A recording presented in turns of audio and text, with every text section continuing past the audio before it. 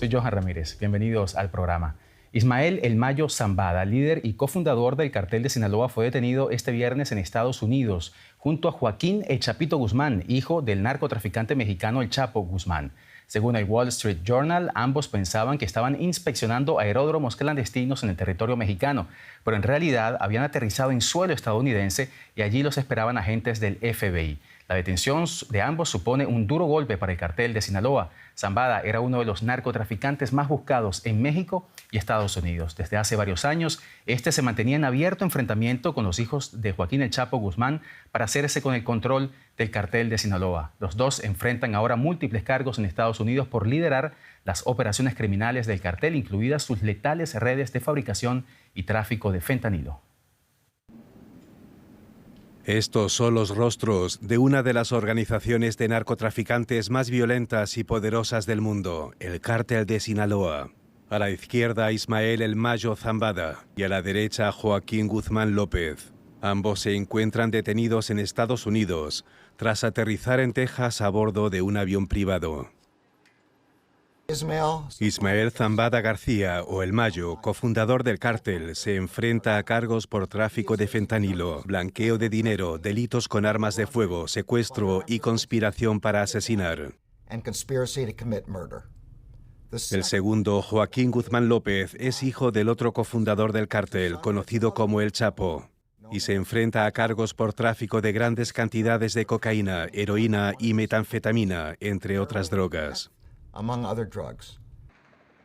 Al Cártel de Sinaloa se le atribuyen décadas de violencia en México.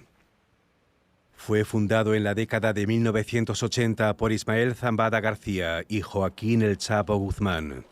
El Chapo ya cumple cadena perpetua en Estados Unidos tras ser extraditado allí en 2017. Los fiscales afirman que el cártel es el mayor proveedor de drogas a Estados Unidos, incluido el fentanilo. Este opioide es la principal causa de muerte entre los estadounidenses de 18 a 45 años. Aunque las detenciones son un paso positivo en la lucha contra el narcotráfico, el Departamento de Justicia de Estados Unidos asegura que no descansará hasta que todos los líderes de los cárteles estén entre rejas. Y para tener la última hora de esta noticia, nos vamos a la Ciudad de México para conversar con nuestra colega Andrea Sosa. Andrea, un gusto saludarte. Las autoridades mexicanas dijeron temprano que no sabían todavía si se trató de una detención o de una rendición de estos dos criminales. Sabemos que recientemente ambos gobiernos mantuvieron una conversación que ha trascendido sobre eso. Bueno, hubo información de Estados Unidos a México muy escueta, según lo que dijo hoy la ministra de Seguridad Pública, Rosa Isela Rodríguez.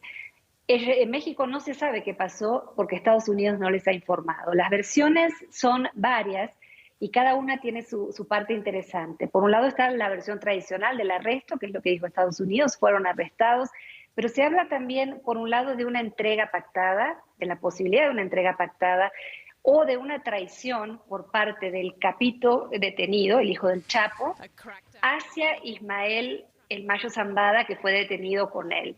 En el caso de que haya sido una traición, esto puede tener grandes repercusiones. Si fue una entrega pactada, es algo que todavía está por verse y no se sabe si el gobierno de Estados Unidos se lo va a informar a México. Por lo pronto, la única reacción de México es: nosotros no sabemos y estamos pidiendo más información. ¿Y qué tan importante, Andrea, es este golpe para el Cartel de Sinaloa?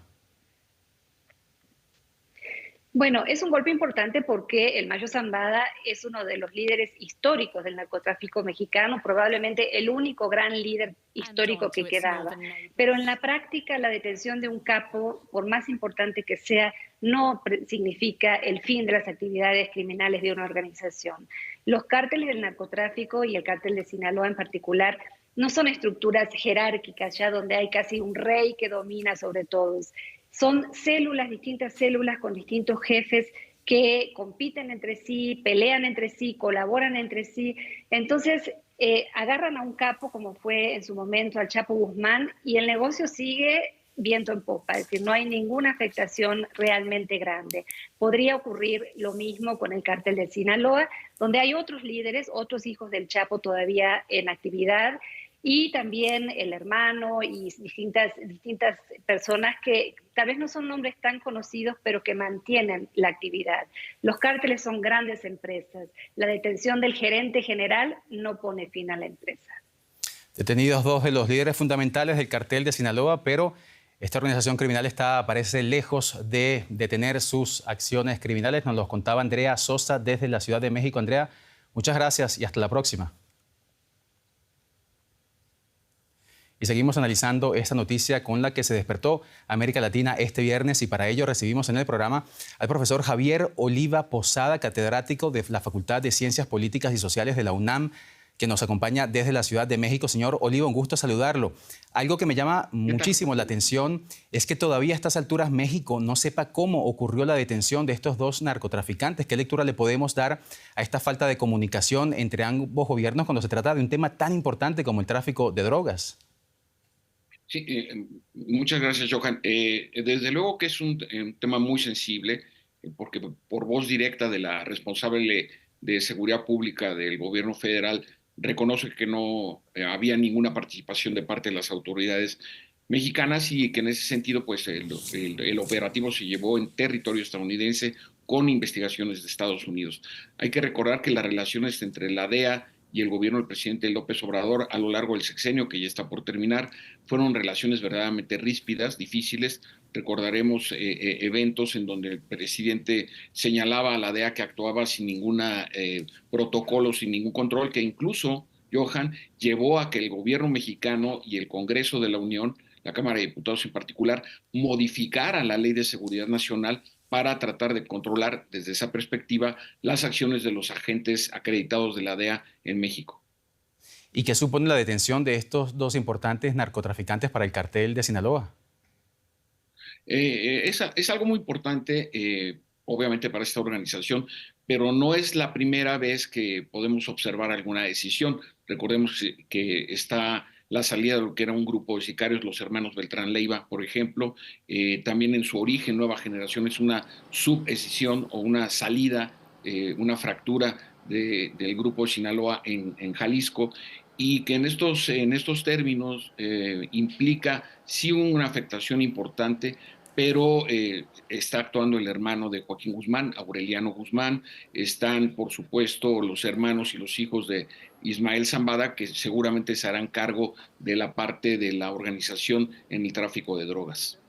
Y si algo saben hacer estas organizaciones criminales, señor Posada, es reinventarse y mutar para seguir existiendo. Lo hemos visto en otros países, no solamente en México, sino también en Colombia y en otros países de América Latina. ¿Podríamos esperar una ola de violencia en México como represalia por estas capturas? Lo digo porque en el pasado hemos visto situaciones similares cuando altos jerarcas de la droga han sido detenidos por las autoridades.